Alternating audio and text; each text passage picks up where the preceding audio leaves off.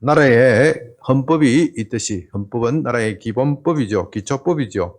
기독교 왕국에 하나님의 왕국 예수 그리스도의 나라에도 기초법이 있는데 그것이 바로 십계명입니다. 그러므로 십계명은 우리 신앙과 삶의 기초이고 표준입니다. 우리는 복음을 받아들이기에 앞서 복음을 알기 앞서 십계명을 먼저 이해해야 합니다. 물론 우리가 예수님을 믿을 때 이런 것을 다 알고 성경의 말씀을 다 알고 믿는 것은 아니지요. 그런 것을 다 알고 믿는다면 예수님을 믿을 수 있는 사람이 얼마나 되겠습니까? 그러나 우리가 십계명을 다 알지 못한다고 할지라도 우리 마음에는 십계명과 같은 양심의 법이 있습니다. 양심의 법. 복음은 우리 마음에 심겨져 있는 양심의 법을 일깨워서 우리로 하여금 죄인임을 깨닫게 합니다. 우리가 죄인임을 깨달았을 때 우리의 삶의 비참한 상태를 돌아보게 됩니다. 우리의 삶의 비참함의 근원이 어디 있는지 이것을 알게 합니다. 원래 우리는 존귀한 존재이고 축복받은 하나님의 걸작품입니다. 당신은 사랑받기 위해 태어난 사람이다. 그런 노래가 있죠. 그건 성경적입니다. 원래 우리는 사랑받기 위해서 태어난 사람이지 저주받기 위해서 태어난 사람은 아닙니다. 그러나 죄로 인하여 하나님과 원수가 되었고 저주받은 상태에 놓이게 되었습니다. 인간의 모든 불행의 근원은 죄입니다. 죄가 복의 근원인 하나님과 원수가 되게 합니다. 우리가 이 세상을 살아갈 때 높은 사람, 재벌이나 또 이 나라의 대통령, 또 왕국에 있어서는 왕과의 원수가 되는 것도 참 부담스럽고 힘든 일입니다. 천지를 지으신 하나님이 나를 원수로 생각한다니 나의 삶이 얼마나 피곤하고 힘들어지겠습니까? 사람이 이것을 깨달았을 때 예수님의 십자가 앞에 무릎을 꿇게 됩니다. 예수님이 십자가에서 죽임을 당하신 그것은 곧 나의 죄 때문임을 깨닫고 회개합니다. 우리가 그렇게 죄를 자복하고 회개하면 하나님은 우리를 용서해 주시고 다시 복을 주십니다. 아니, 이전보다도 더 큰 복을 주십니다. 그런데 이 양심의 법은 희미해질 수 있습니다. 이 양심의 법은 모든 사람의 마음의 깊은 곳에 심겨져 있어 그것을 완전히 지우기란 불가능합니다. 그러나 때로는 그것이 너무도 희미하여 제대로 작동하지 않을 때가 있습니다. 특히 오늘날 같이 양심의 존재를 부인하는 사람들에게는 더욱 그렇습니다. 물론 그 사람들도 마음속에 있는 양심의 법을 완전히 지울 수는 없겠지만 그래도 사람이 그것을 의식적으로 지우고자 하면 그 양심이 제대로 작동하지 않습니다. 그래서 하나님께서 우리에게는 십계명을 주십니다. 십계명을 주시면서 우리의 양심을 일깨워 주십니다. 우리는 십계명을 보면서 무엇이 법인지 분명히 알게 됩니다. 그렇기 때문에 십계명은 모든 양심과 도덕의 기초입니다. 만일 우리의 양심이 더럽혀지지 않았다면, 우리의 양심이 부패하지 않았다면 굳이 십계명은 필요가 없을 것입니다. 왜냐하면 우리의 양심이, 우리가 죄를 지을 때 우리의 양심이 그것을 말하고 있기 때문입니다. 이제 십계명을 받은 사람은 더 이상 하나님의 법을 모른다, 그렇게 부인할 수는 없습니다. 하나님의 뜻이 무엇인지 모르겠다, 그렇게 말할 수도 없습니다. 그렇기 때문에 십계명은 모든 도덕과 윤리의 기초이고 핵심입니다. 가정이나 사회가 나라가 잘 되려면요, 이 도덕과 윤리가 제대로 써야 합니다. 세계 지도를 펼쳐놓고 보십시오. 도덕과 윤리가 제대로 서지 않는데도 부강하고 행복한 나라가 있습니까? 그런 나라는 없습니다.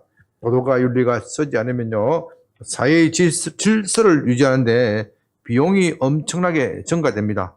도덕이 횡행하고 벌건드라제 강도와 강간이 성행한다면 그런 사회는 어떻게 되겠습니까?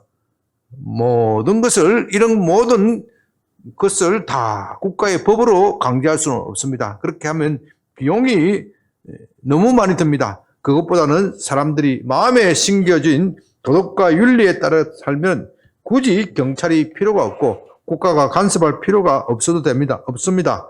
그렇게 되면 사회적 비용이 훨씬 줄어드는 것이죠. 세금을 그렇게 많이 낼 필요가 없습니다.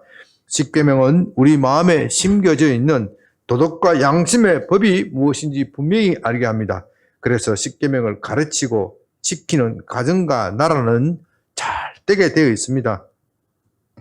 그러나 오늘날 십계명은 세속 사회로부터 세찬 도전을 받고 있습니다. 그것도 하나님을 믿지 않는 나라가 아니라 한때 기독교 국가라고 하는 유럽과 미국에서 그런 도전을 받고 있습니다. 그들은 기독교를 믿어 부강한 나라를 이루고 마침내 세계를 제패하는 패권 국가가 되었습니다. 다른 말로 하면 십계명을 잘 지켜서 좋은 나라가 되었습니다. 그렇게 되면 이 십계명을 주신 하나님께 감사하고 그것을 더욱더 잘 지켜야 합니다. 그러나 사람은 그 반대입니다. 잘 되면 마음이 어떻게 해요? 부패하게 되어 있습니다. 이제 그들은 십계명을 자신의 자유를 구속하는 구시대의 유물이다. 그렇게 생각합니다. 미국에서 법원이나 시청 같은 공공장소에서 십계명 돌판이나 동판 이런 것을 새겨 놓아서 모든 사람들이 볼 수 있게 하는 그런 장치들이 많이 있습니다.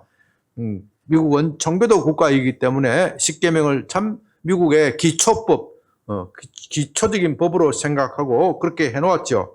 그런데 요즘은 그것을 아주 없애려고 혈안이 되어 있습니다. 소송도 제기하고 난립니다. 왜냐하면 그걸 보면 어떻게 해요? 마음에 걸리기 때문입니다.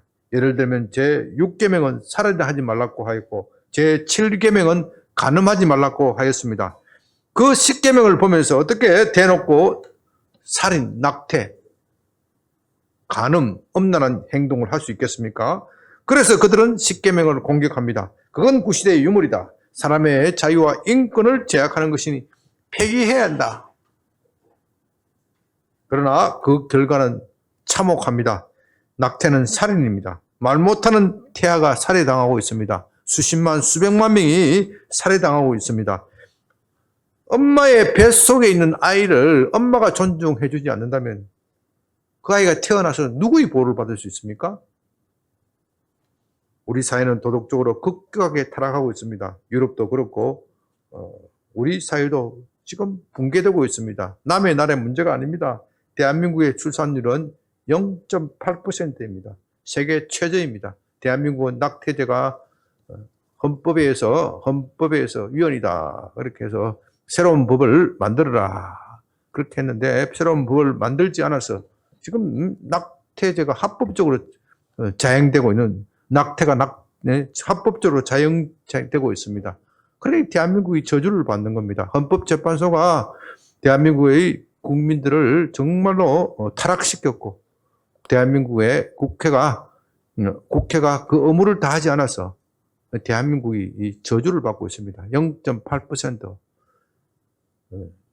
부부가 2.1명을 낳아야 혹시 사고로 죽는 사람 빼면은 그래도 인구가 그대로 유지가 되는 것이죠. 그런데 0.8명이니까 이거는 20년 지나면 어떻게 해요? 인구가 반토막 나는 겁니다. 반토막. 40년 지나면 또 반토막. 4분의 1 토막 나는 거예요. 그러니까 1000만 명 정도밖에 안 돼. 또 20년이 지나면 500만 밖에 안 돼. 500만 밖에 안 돼. 이 대한민국이 지구상에 사라지는 것은 시간 문제. 저주받은 나라예요. 저주받은 나라. 우리가 이것을 회복하려면 십계명을 부지런히 가르쳐야 됩니다. 십계명을 구조를 보면요, 여러분이 십계명을 보시면 우선 서문이 있습니다. 십계명은 본문부터 보시는 분이 있는데 그렇지 않고 이 서문부터 보아야 합니다. 본문은 10개의 계명으로 되어 있습니다. 처음에 4개의 계명은 하나님에 대한 계명, 그 다음에 6개의 계명은 사람에 대한 계명, 그렇게 되어 있습니다. 예수님은 이것을 멋지게 한 문장으로 요약하셨습니다. 하나님을 사랑하고 이웃을 사랑하라. 그것이 십계명의 참된 정신입니다. 이 십계명을 한꺼번에 한 번에 강의하면은 출애굽기 강의를 빨리 끝낼 수 있겠지요. 그러면 수박 그다기가 됩니다. 너무나도 중요한 이 십계명을 그렇게 강의할 수는 없습니다. 그래서 시간이 걸리더라도 서문과 계명, 10개의 계명 하나씩 좀 살펴보겠습니다. 그래야 우리가 십계명을 제대로 이해하고 복을 받을 수 있기 때문입니다. 오늘은 20장 1절을 중심으로 십계명이 어떻게 나왔는지, 그것이 왜 우리 삶에 그렇게 중요한지 그것을 살펴봅니다. 20장 1절입니다. 하나님이 이 모든 말씀으로 말씀하여 이르시되, 이 부분은 서론이죠. 이 십계명의 서론에는 하나님이 붙인 서론이 있고 또 모세가 붙인 서론이 있습니다. 1절은 하나님이 말씀하시기에 앞서 모세가 붙인 서론입니다. 모세는 이 서론에서 십계명이 하나님이 말씀하신 것이다, 그것을 강조합니다. 우리는 십계명을 하나님이 돌판에 써주신 것이다, 그것만 알고 있는데요. 그 돌판에 써주기 이전에 하나님이 이스라엘 백성들에게 직접 말씀하신 것입니다. 지난주에 살펴보았듯이 하나님이 시내산에 강림하셔서 이스라엘 백성들에게 모두 알아들을 수 있도록 직접 말씀하셨습니다. 아마도 이스라엘 백성들은 그 광경을 잊을 수 없었을 것입니다. 그러나 그들은 하나님의 직접 방문하시고 하나님이 직접 말씀하시는 데 대하여 두려워 떨었습니다. 그래서 하나님이 직접 말씀하지 마시고 모세를 통하여 말씀하기를 구하였습니다. 지옥기 20장 18절 19절 무백성이 우레와 번개와 나팔 소리와 산의 연기를 본지라 그들이 이를 볼 때 떨며 멀리 서서 모세에게 이르되 당신이 우리에게 말씀하소서 우리가 들으리이다. 하나님이 우리에게 말씀하지 말게 하소서 우리가 죽을까 하나이다. 하나님이 직접 이스라엘 백성을 대면하여 말씀하신 내용은 곧 십계명입니다. 하나님이 십계명 전체를 말씀하셨는지 아니면 서문만 말씀하셨는지 그것은 명확하지 않습니다. 어쨌거나 하나님이 그들에게 직접 말씀하신 것은 틀림없습니다. 그들은 하나님의 음성을 직접 듣자, 자기의 귀로 직접 듣자 매우 두려웠습니다. 그래서 하나님이 직접 말씀하시기보다는 모세를 통하여 말씀하시기를 원하였습니다. 하나님은 그들의 요청을 들어주시고 돌판에 하나님의 손으로 어떻게 해요? 직접 서 주셨습니다. 그렇게 하여 십계명 돌판이 완성되는 겁니다. 우리는 이 십계명이 하나님이 직접 말씀하시고 직접 써주신 것에 주목해야 합니다. 십계명은 어느 천재적인 사람의 머리에서 나온 것이 아닙니다. 또 민주주의와 같이 여러 사람들이 의논하여 이렇게 하자 합의하여 결정한 것도 아닙니다. 국회에서 합의하여 법을 결정하잖아요. 그렇게 나온 것이 아닙니다. 십계명은 누가 제정하신 것입니까? 하나님이 직접 말씀하시고 직접 써주신 것이다. 그렇기 때문에 우리는 여기에 토를 달 수가 없습니다. 우리로서는 단지 예라고 할 수밖에 없습니다. 우리는 십계명이 또한 언약이라는 것을 배웠습니다. 언약은 세상을 정복한 위대한 왕이 충성스러운 신하들에게 그들의 공로에 따라 전리품을 나누어 줄 때 받는 충성서약이다. 그렇게 말씀드렸죠. 이때 신하들이 할 수 있는 말은 충성을 다하겠습니다. 그렇게 말해야 합니다. 금방지게 그 조건이 너무 무거우니 좀 완화시켜 주셨으면 좋겠다. 그렇게 말할 수는 없습니다. 그건 너무 금방진 일이고 불충이 됩니다. 그런데 십계명은요, 우리 쪽에서 좀 완화해 주셨으면 좋겠습니다. 그렇게 말할 필요가 없습니다. 왜냐하면 하나님이 주시는 복에 비하면 하나님이 내거시는 조건이 너무나도 가볍기 때문입니다. 그것을 지키는 것이 그리 부담스러운 일이 아니기 때문입니다. 지금까지 그들이 해왔던 대로 하나님을 사랑하고 충성을 다하면 되는 겁니다. 그래서 십계명은 은혜입니다. 이 십계명은 인간으로서 당연히 지켜야 할 것입니다. 지킨다고 해서 상을 줄 것이 없습니다. 그런데도 하나님이 상을 주시겠다. 그렇게 말씀하시니 십계명이 뭐라고요? 은혜입니다. 십계명은 계명이기 이전에 은혜입니다. 저는 십계명을 본격적으로 강의하기 앞서 이 점을 좀 강조합니다. 그 이유는 오늘날 십계명이 무슨 필요가 있느냐. 우리가 우리 시대에 맞는 좋은 법을 만들 수 있다. 그렇게 주장하는 사람이 늘고 있기 때문입니다. 그렇지 않습니다. 십계명은 하나님이 만드신 것이기 때문에 우리 마음대로 변경할 수 없습니다. 만일 우리가 십계명을 변경하려고 시도한다면 그건 하나님께 대하여 내가 충성을 다하지 않겠다. 그렇게 말하는 것이 됩니다. 다른 말로 하면 그것은 하나님에 대한 반역이고 배교고 거역입니다. 그런데요, 참으로 참담한 일은 오늘날 교회 안에서 이런 배교자들, 반역자들이 수두룩하게 일어나고 있다는 점입니다. 하나님은 간음하지 말라고 하였습니다. 그러나 오늘날 교회 안에서 혼인의 순결을 지키지 않고 간음을 합리화하는 일들이 자주 벌어집니다. 서로 좋아하면 결혼하지 않고서도 얼마든지 섹스할 수 있다. 결혼 상대자가 있는데도 얼마든지 엄란한 짓을 할 수 있다. 그렇게 말하는 사람들이 있습니다. 그것도 모자라서 동성애도 좋다. 동성 간의 결혼도 좋다. 심지어 동물과 결혼하는 것도 좋다. 그렇게 말하는 사람도 있습니다. 저는 교회 밖에 있는 사람들이 말하는 것이 아닙니다. 그들은 당연히 그런 주장을 하는 것이고 우리는 그렇게 대해서 크게 신경 쓰지 않습니다. 그러나 문제는 교회 안에서 그런 주장을 하는 사람들이 늘어나고 있고 그들이 교회의 최고 지도자까지 올라가고 있다는 점입니다. 교회의 심각한 배교입니다. 십계명은 사람이 만든 것이 아니기 때문에 우리가 그렇게 할 수는 없습니다. 그것을 변경하려고 시도하는 사람이 있다면 그 순간 그런 언약을 깨뜨리는 것이 되는 것이고 반역자가 되는 겁니다. 이제 우리는 이것을 명심해야 합니다. 십계명은 하나님이 우리에게 무거운 짐을 지우기 위하여 주신 것이 아닙니다. 우리로 하여금 행복하게 살도록 하기 위함입니다. 그래서 모세는 하나님으로부터 십계명을 받은 다음 이렇게 말합니다. 신명기 4장 8절. 이 신명기는 어쩌면 십계명의 해설서다. 그렇게 말할 수 있습니다. 신명기 4장 8절. 오늘 내가 너희에게 선포하는 이 율법과 같이 그 규례와 법도가 공의로운 큰 나라가 어디 있느냐. 저는 법학을 전공하였기 때문에 법을 좀 압니다. 모세가 그렇게 감탄해서 말하는 것에 대하여 저는 전적으로 동의합니다.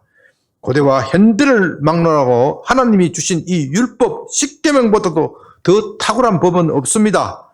여러분은 함무라비 법전이라는 말을 들어보았을 것입니다. 이 법은요, 고대 바벨론 제국 함무라비 왕이 제정한 법인데요. 십계명보다는 좀 앞서 있습니다. 연대로 보면 좀 앞섭니다.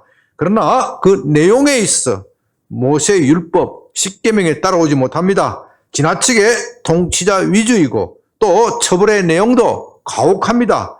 가난한 사람이나 약한 사람, 약자를 배려하는 데는 턱없이 부족합니다. 십계명은 오늘날 공산주의자들이나 무신론자들에 의하여 심각하게 도전받고 있습니다. 그들은 법의 목적이 정의를 실현하는 것이 아니라 강자가 약자를 수탈하기 위한 수단이다. 그렇게 말합니다.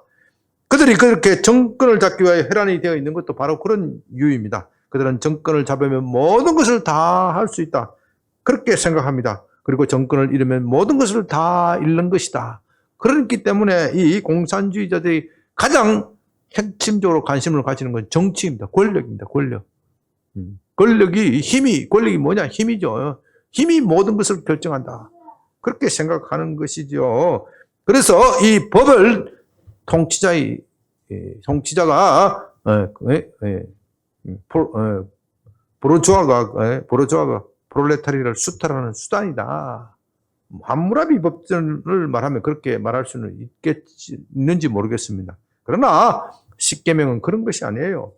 십계명의 통치를 받는 사람, 십계명을 지켜야 하는 사람은 다스리는 사람뿐만 아니라 통치자들 똑같이 적용됩니다. 아니 권력자들은 이 십계명과 같은 하나님의 계명을 더욱 거추장스러울 것입니다. 그들은 그런 것이 없다면 자기 마음대로 할 수 있을 것인데 이 십계명 때문에 하나님의 계명 때문에 내가 마음대로 하지 못한다. 그렇게 귀찮게 여길 것입니다. 그래서 구약에 있어서 왕들과 선지자들 사이에 그렇게 싸우는 겁니다. 선지자들은 당신이 왜 하나님의 계명을 지키지 않느냐? 왕들은 저 귀찮은 존재 죽여라. 그런 점에서 십계명과 하나님의 율법은 통치자의 권력 남용을 제한합니다. 예를 들면 레위기 19장 15절에서는 이렇게 말합니다. 너희는 재판할 때 불의를 행하지 말고 가난한 자의 편을 들지 말며 세력 있는 자라 하여 두둔하지 말고 공의로 재판할지니라. 똑같이 가난한 사람이나 부자나 똑같이 공평하게 법을 적용하라. 그런 겁니다. 참 멋있는 말씀입니다. 저는 많은 법학책과 철학책을 읽었지만 이보다도 더 멋진 말이 없습니다. 저는 한평생 법조인으로 살면서 이 말씀이 얼마나 중요하고 무거운 것인지 잘 알고 있습니다. 사법부에 종사하는 분들, 특히 수사에 종사하는 분들은 참 깊이 명심했으면 좋겠습니다. 이제 마지막으로 십계명을 지키면 받는 복과 지키지 않으면 받는 저주에 대하여 말씀드립니다. 여러분, 이 참 중요한 대목이니까 좀 잘 필기를 하고 좀 잘 이해했으면 좋겠습니다. 신명기 30장 19절입니다. 신명기 30장 19절 매우 중요한 구절입니다. 내가 오늘 하늘과 땅을 불러 너희에게 증거를 삼느라. 내가 생명과 사망과 복과 저주를 내 앞에 두었은즉 내가 살기 위하여 생명을 택하고. 여러분, 십계명을 잘 지키면 생명과 복을 얻는다고 하였습니다. 그러나 그것을 지키지 않으면 어떻게 돼요? 사망과 저주를 받습니다. 다시 말해서 간단하게 말하면 십계명은 잘 지키면 복을 받고 지키지 못하면 어떻게 해요? 저주를 받는다. 이것 좀 잘 이해했으면 좋겠습니다. 생명과 사망, 이건 너무 무서운 단어입니다. 그것은 종국적인 심판입니다. 다시는 돌이킬 수 없습니다. 한번 사망 선고를 받으면 다시는 돌이킬 수 없습니다. 사망한 사람은 다시 이 땅에 돌아올 수 없습니다. 지옥에 처해진 사람은 다시는 돌아올 수 없습니다. 그것은 종국적입니다. 그러나 복과 저주는요, 복과 저주는 그 중간 개념이다. 그렇게 말할 수 있습니다. 유동적이다. 그런 뜻입니다. 복과 저주는 우리가 살아있을 때, 이 땅에 살 때에 해당되는 말입니다. 천국에 있는 사람은 영원한 복에 있고, 지옥에 있는 사람은 영원한 저주 아래 놓여 있습니다. 거기에는 변경될 여지가 없습니다. 그러나 우리가 이 땅에 살아갈 때 복과 저주는 자주 교차합니다. 복된 삶을 살다가도 저주스러운 삶으로 돌아설 수 있고, 저주받은 삶을 살다가도 복된 삶으로 변화될 수 있습니다. 예수 안 믿는 사람은 이것을 뭐라 그럽니까? 팔자를 고친다. 그런 말을 하죠. 팔자를 고친다. 그럴 수 있는 겁니다. 그것은 우리의 선택에 달려 있습니다. 예수 안 믿는 사람은 운명이라고 생각하지만, 그러나 성경은 우리의 선택에 달려 있다. 선택에 달려 있다. 그렇게 말합니다. 그러면 복과 저주가 무엇이냐? 복은 쉽게 말하면요, 하는 일마다 잘 되는 겁니다. 영어로 말하면 prosperity. 잘 되는 거, 번성하는 거. 저주는요, 그 반대로 하는 일마다 안 되는 거. 영어로 말하면 unproductive. 뭐 생산이 안 돼. 뭐 안 돼. 뭐 안 돼. 되는 일마다 안 되는 것. 복은 저주를 받은 것 같지만 결과를 보면 잘 되는 것입니다. 저주는 복 받은 것 같지만 결과를 보면 잘 되는 것. 오늘날 교회에서요, 이 복과 저주에 대해서 제대로 가르치지 않는 것에 대해서 참으로 유감스럽습니다. 너무나도 사람들이 머리로만 예수 믿기 때문에 그런 말을 하면 기복적인 신앙이다. 그렇게 몰아세웁니다.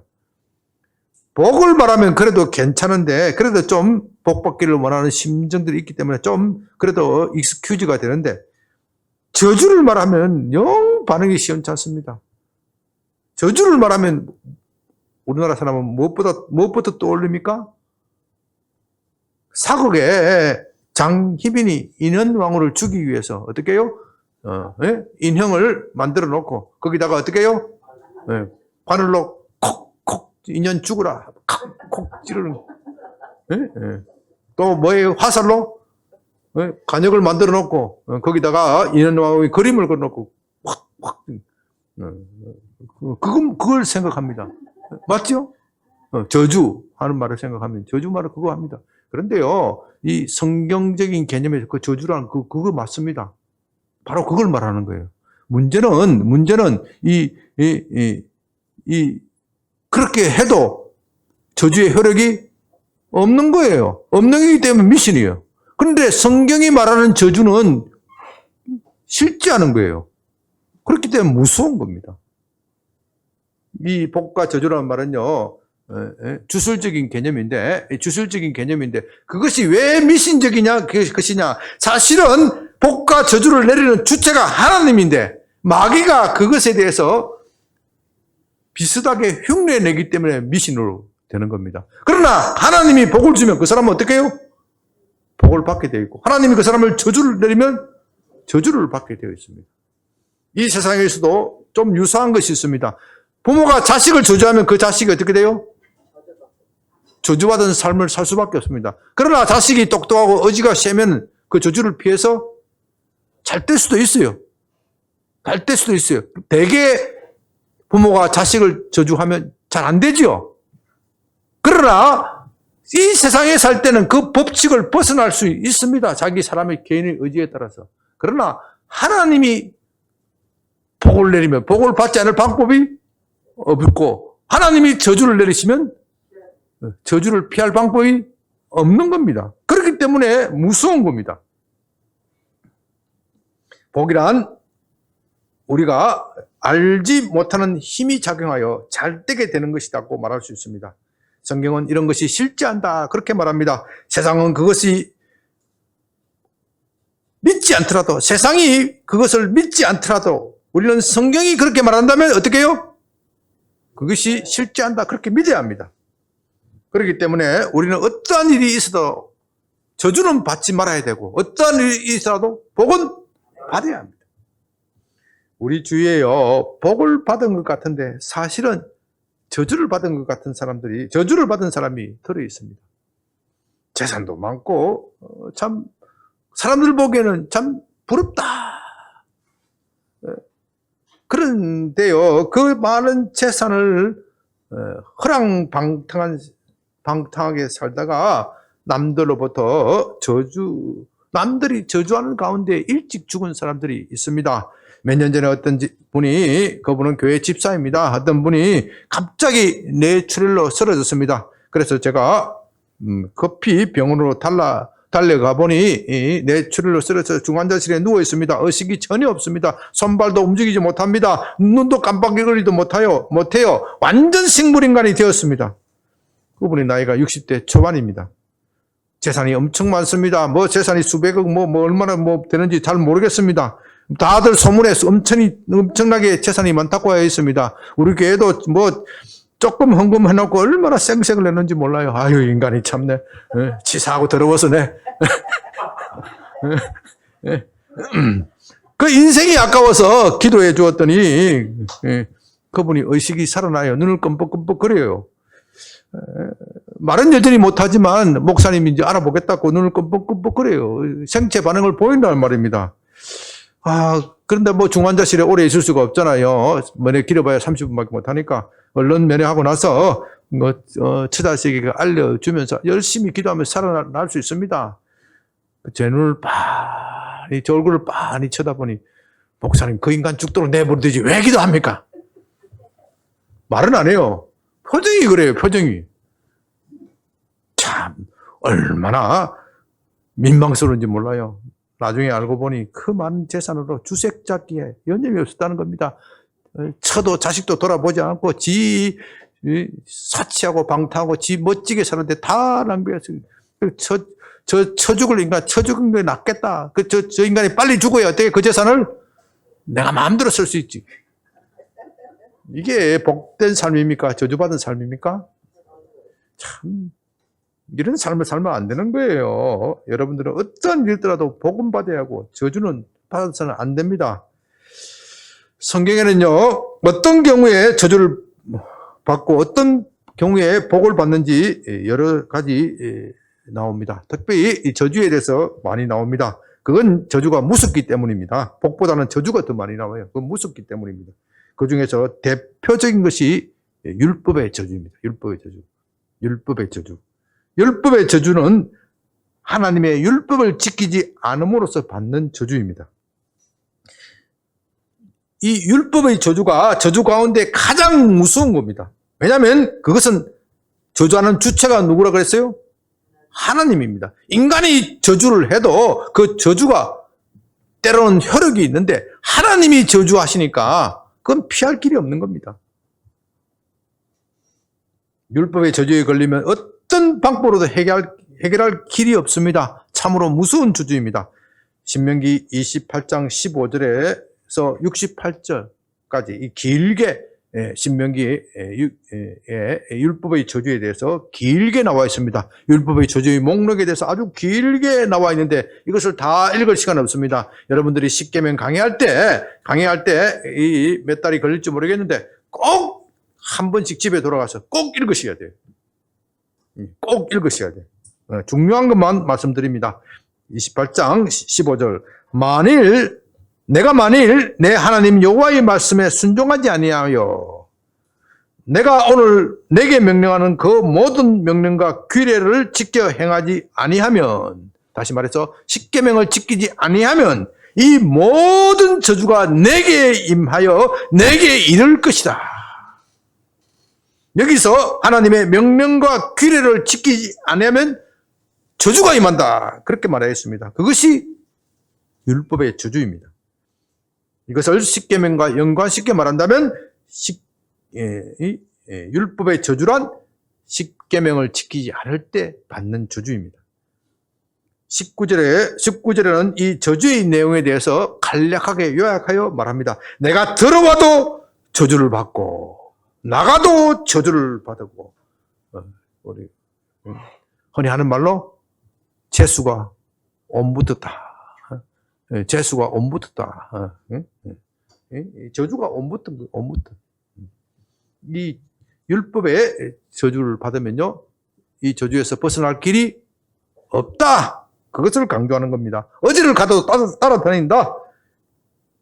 제가 좀 더 구체적으로 말씀드리겠습니다. 나중에 계명 하나하나 설명드릴 때 다시 말씀드리겠지만 오늘은 간략하게 결론적으로 말씀드립니다. 제4계명은 안식일을 거룩하게 지키라는 것입니다. 이것을 다시 말씀드리면 안식을 잘 지키면 무엇을 받았다요? 복을 받고, 안식일을 안 지키면 어떻게 해요? 저주를 받는다. 그렇다면 안식일을 안 지키면 어떤 복과 저주를 받게 되겠습니까? 신명기 28장에 그 복과 저주의 리스트가 쫙 나옵니다. 복과 저주의 리스트가 쫙 나오는데, 저는요, 안식일을 안 지키면 우리의 육체와 정신의 건강과 관련이 되어 있다. 안식일은 우리의 육체와 정신의 건강과 관련되어 있습니다. 안식일을 잘 지킨 사람은요, 휴식을 충분히 취하였기 때문에 육체가 어떻게 해요? 건강합니다. 어떤 사람은요, 여러 가지 사정 때문이기도 하겠지만, 안식일도 없이 열심히, 자기 나름대로 열심히 일하는 사람이 있습니다. 열심히 일해야 돈을 벌어지, 악착까지 모으지. 그러다가 어떻게 해요? 육체? 병이 납니다. 어떤 사람은 맨날 안식일인 사람이 있어. 맨날 일도 안 하고 맨날 노는 사람이 있어. 그 사람도 육체가 건강하겠어요? 안 건강해요. 일할 때 일하고 놀 때 놀고 휴식, 이게 신체의 리듬에 따라서 해야 되는 거예요. 그래야 육체가 건강해요. 또 정신도 마찬가지입니다. 우리의 정신은 하나님께 예배 드렸을 때 우리 속에 있는 온갖 염려, 근심, 걱정 이런 것들을 어떻게 해요? 일주일에 한 번씩 청소하는 거예요. 청소를. 하나님께 예배 드리면 하나님께서 나를 사랑하시고 하나님께서 내 삶의 모든 것을 책임져 주시라. 이 확신을 가지고 어떻게 해요? 집으로 돌아갑니다. 그럼 마음의 근심, 걱정들이 다 청소가 되잖아요. 그런데 집에 가면서 어떻게 해요? 다시 또 먼지가 끼는 겁니다. 그죠? 그러다가 다시 나올 때 하나님께서 다시 청소해 주는 거예요. 이게 안식일이 우리의 육체와 건강을 지켜주는 비결입니다. 그래서 정상적인 신앙인이라면, 예수 믿는 사람이라면 주일에 예배를 소홀히 하고 딴짓하면 그 사람의 영혼이 불안합니다. 주일날 예배를 소홀히 하고 예배보다 더 훌륭한 일 뭘 하겠습니까? 없죠? 딴짓하는 거예요. 그러면 정신이 어떻게 해요? 불안해집니다. 어떤 이유에서든 예배를 그러면 마음이 평안하지 못합니다. 그것이 예수 믿는 사람의 징표입니다. 그것이 다른 말로 하면 저주가 임하는 징조예요. 오늘날 대한민국은 정신적으로 심각한 상황에 있습니다. 저주받은 상태입니다. 지난 주간에 초등학교 상담교사로 근무하는 우리 교회 지사님으로부터 참으로 참담한 말을 들었습니다. 초등학교 6학년 아이가 인터넷에 7월 1일 자살하겠다 그렇게 예고했다는 겁니다. 그 바람에 학교와 집이 야단이 났습니다. 그 아이가 장난으로 그랬는지 정말로 자살하려고 그랬는지 그건 잘 모르겠습니다. 평소에 우울증에 시달렸던 아이입니다. 그러니까 학교가 야단이 났습니다. 제발 최소한 우리 학교에서는 자살하지 말아야 되지. 학교 옥상문 다 닫고 다시 울타리 설치하고 난리가 났다는 거. 7월 1일 학교 오지 말라. 학교 오지 말라는 거. 다행히 자살하지는 않았다고 합니다. 이것이 우리 사회가 심각하게 병이 들었다는 증거입니다. 왜요? 그 이유는 안식일, 주일을 경홀히 했기 때문입니다. 경홀히 했기 때문입니다. 신명기 28장 28절에 보면요, 율법의 저주 가운데 미치는 것과 정신병을 열게 하고 있습니다. 우울증, 미치는 것, 정신병, 우울증, 미치는 것, 정신병이 정상이잖아요. 주일에 하나님께 예배를 드리고 십계명을 제대로 지키면 그런 일이 없습니다. 어떻게 아이가 자기 생명을 그렇게 경홀히 여기는 일이 있을 수 있겠습니까?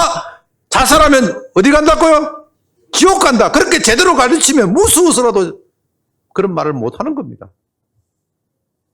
주일을 무시하니 그런 가르침을 들을 기회가 없는 것이죠. 제 7계명은 간음하지 말라는 것입니다. 간음하면 어떤 저주를 받습니까?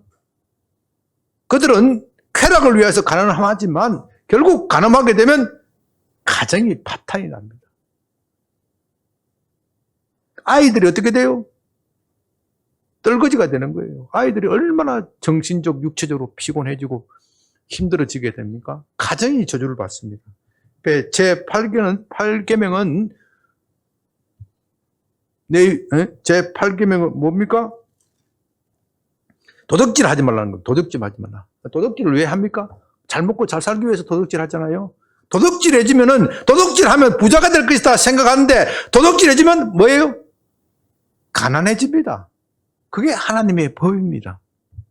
정직하게 살면 가난해질 것 같은데 부자가 되는 거예요. 그게 하나님의 법입니다.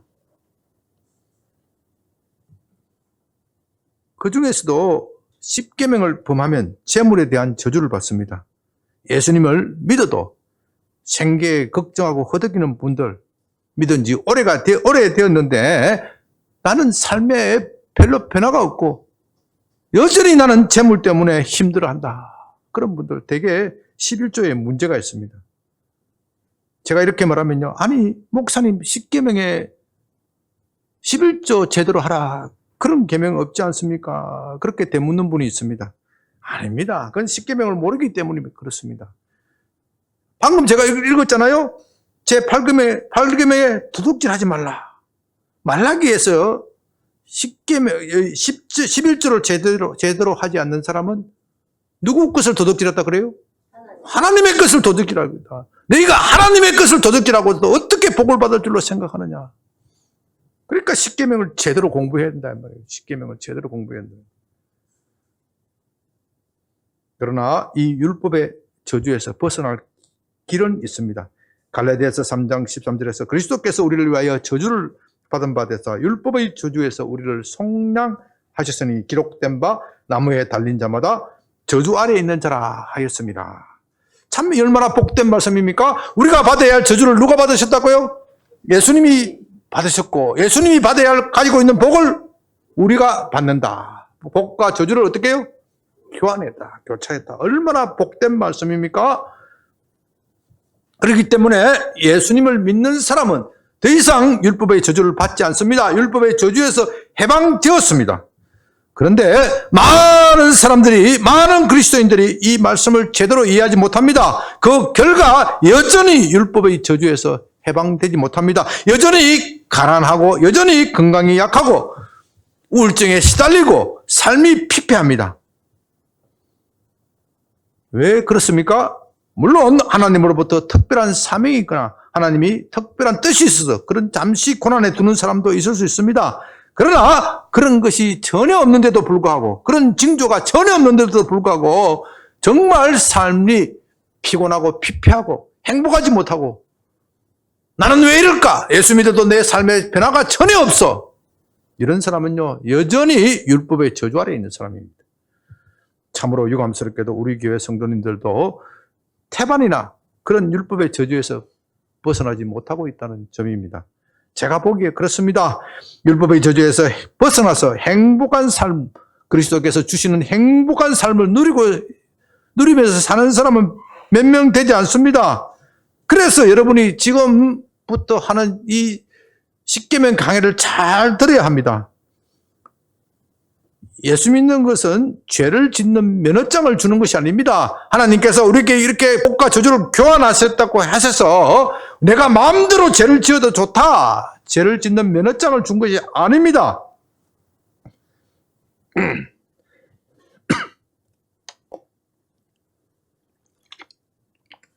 예수님을 믿으면 율법의 저주에서 해방되지만 예수님을 믿고 나서도 계속하여 그 죄를 지으면 그 저주에서 해방되지 않습니다. 아니, 더욱 가혹하게 저주를 받습니다. 신약 성경에서는 이렇게 가혹하게 받는 저주라는 말보다는 징계라는 말을 쓰기를 더 좋아합니다. 복이라는 말보다도 은혜라는 말을 쓰기를 더 좋아합니다. 그러나 그 본질은 같은 겁니다. 이 저주라는 것은 좀 죄를 지은 사람에게 벌을 가한다는 측면이 강합니다. 그러나 징계는 뭐예요? 목적이 사람을 고치는 데 있는 겁니다. 회복시키는 데 있는 겁니다. 그렇기 때문에 예수님을 믿고 나서도 십계명을 지키지 않는 사람은 여전히 저주를 받고 징계를 받습니다. 아니, 구약의 저주보다 더 중한 징계를 받습니다. 왜냐하면 그 사람은 하나님의 아들인 예수님을 현저하게 욕보이기 때문입니다. 우리가 예수님을 믿을 때 하나님의 뜻대로 살겠다, 말씀대로 살겠다 고백했는데 그 고백대로 살지 않으면 어떻게 돼요? 하나님의 아들을 현저하게 욕보이는 것이 되는 겁니다. 그러나 감사하게도 하나님은 예수님을 믿는 우리에게 율법을 잘 지킬 수 있도록 그분의 성령을 보내어 주십니다. 참으로 감사한 것입니다. 그것이 우리가 구약의 성도와 다른 점입니다. 우리는 하나님께서 성령을 보내어 주시기 때문에 그 성령의 힘으로 십계명을 지킬 수 있습니다. 신약에 있어서 갈라디아서서 성령의 9가지 열매를 말합니다. 그것은 성령의 내적인 열매이고 십계명은 성령의 외적인 열매이다. 내적인 것과 외적인 것이 함께 나타나야 되는 것이죠. 누가복음 9장을 보면 예수님이 베드로와 요한, 야고보를 데리고 변화산에 올라가셨습니다. 이때 하늘에서 음성이 들렸는데 9장 35절에서 이는 나의 아들 곧 택함을 받은 자니 너희는 그의 말을 들으라. 오늘 설교 제목입니다. 너희는 그의 말을 들으라. 그렇게 말씀하셨습니다. 그 하나님은 시내산에서, 오늘 시내산에서 이스라엘 백성에게 음성으로 말씀하셨습니다. 그러자 그들은 모세에게 말하기를, 하나님이 직접 말하시는 것보다 모세를 통하여 말씀하셔 주시기를 구하였습니다. 그것이 곧 십계명입니다. 그런데 그 하나님이 이제는 모세가 아니라 누구의 말을 들으라고요? 누구의 말? 예수님의 말을 들으라고 말씀하십니다. 예수님의 말. 그렇기 때문에 우리는 모세의 말이 아니라 예수님의 말을 들어야 합니다. 그런데 그 예수님은 우리에게 십계명을 폐기하러 온 것이 아니다. 그것을 완성하러 왔다. 그렇게 말씀하십니다. 마태복음 5장 17절에서 내가 율법이나 선지자를 폐하러 온 줄로 생각하지 말라. 폐하러 온 것이 아니요 완전하게 하려 함이라. 그러므로 우리는 십계명을 사랑해야 합니다. 그것을 읽고 또 읽어야 합니다. 그 계명을 지키기 위하여 힘써야 합니다. 그것을 위하여 성령을 구해야 합니다. 그것이 복받는 비결입니다. 여러분은 이제부터 강의하는 십계명을 잘 들으시고 복받는 분이 되시기를 바랍니다.